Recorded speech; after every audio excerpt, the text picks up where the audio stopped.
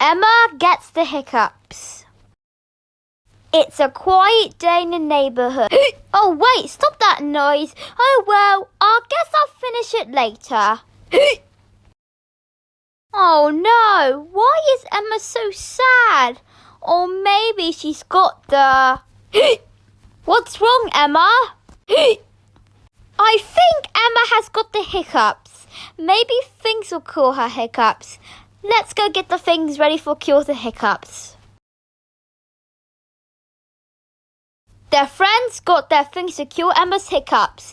Jackson's got the water, Cassie's got the lemon, and Castle has got the pumpkin mask to scare her. Here, drink a glass of water.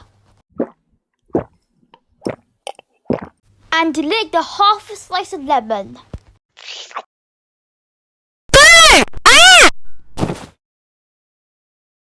Huh? Hooray! My hiccups are gone!